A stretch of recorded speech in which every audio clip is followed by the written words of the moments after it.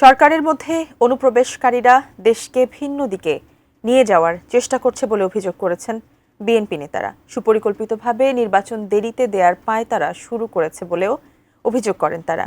আরও জানাচ্ছেন নাজিয়া আফরিন। মঙ্গলবার দুপুরে জাতীয় প্রেস ক্লাবে জাগবার প্রতিষ্ঠাতা শফিউল আলম প্রধানের স্মরণ সভায় বিএনপি স্থায়ী কমিটির সদস্য নজরুল ইসলাম খান বলেন, দেশের যে কোনো সিদ্ধান্ত নেওয়ার অধিকার জনগণের। স্বৈরশাসকের পতনের পরও জনগণের অধিকার ফিরিয়ে না দেওয়ার চক্রান্ত চলছে বলে অভিযোগ করেন তিনি। একটা নির্বাচনের মাধ্যমে একটা নির্বাচিত সরকারের হাতে ক্ষমতা হস্তান্তর করে তারা মর্যাদার সাথে সবার অভিনন্দন নিয়ে তারা যার যার জায়গায় ফিরে যাবে। এটি হলো অন্তর্বর্তীকালীন সরকারের কাজ। গুলশানে বিএনপি চেয়ারপারসনের কার্যালয়ে দলের প্রতিষ্ঠাতা জিয়াউর রহমানের ৪৪তম মৃত্যুবার্ষিকী উপলক্ষে অনুষ্ঠিত যৌথ সভায় ভার্চুয়ালি যুক্ত হন দলের মহাসচিব মির্জা ফখরুল ইসলাম আলমগীর। এ সময় তিনি বলেন, দেশে গণতন্ত্র প্রতিষ্ঠার পথে কালো ছায়া দেখা যাচ্ছে। নেতাকর্মীদের যে কোনো ষড়যন্ত্র রুখে দিতে প্রস্তুত থাকারও কথা বলেন তিনি।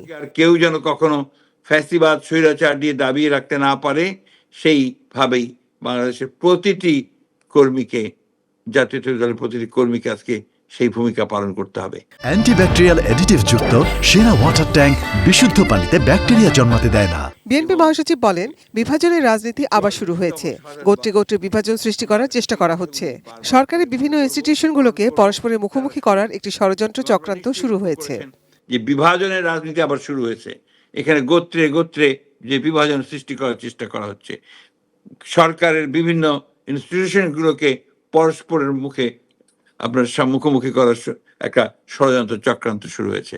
আমরা দেখতে পাচ্ছি যে কিছু মানুষ যারা সরকারের মধ্যে অনুপ্রবেশ ঘটিয়ে বাংলাদেশকে ভিন্ন দিকে নিয়ে যাওয়ার চেষ্টা করছে। মির্জা ফখরুল বলেন, দেশের সার্বভৌমত্ব যেন কেউ বিনষ্ট করতে না পারে, গণতন্ত্রকে আর কেউ যেন কখনো ফ্যাসিবাদ স্বৈরাচার দিয়ে দাবিয়ে রাখতে না পারে, সেজন্য বিএনপি প্রতিটি কর্মীকে ভূমিকা পালন করতে হবে। প্রতিটি নেতা কর্মীকে অত্যন্ত সজাগ এবং সচেতন ভাবে তাদেরকে কাজ করতে হবে এবং রুখে দাঁড়াতে হবে যে কোনো ষড়যন্ত্র চক্রান্তের বিরুদ্ধে। আমি তাই অনুরোধ করব আমাদের সকল নেতা কর্মীদেরকে, বাংলাদেশের জাতীয় দলের যারা আছেন, যেখানে আছেন, যে অত্যন্ত সচেতনভাবে আমরা যেন এই বিষয়গুলো মনে রাখি। যৌথ সভায় জিয়াউর রহমানের মৃত্যুবার্ষিকী উপলক্ষে ২৬ মে থেকে ২ জুন পর্যন্ত ৮ দিনের কর্মসূচি ঘোষণা করা হয়। ওই দিন সকাল 10:30টায় দলের সংগ্রামী নাজিয়া আফরিন, এটিএন নিউজ, ঢাকা।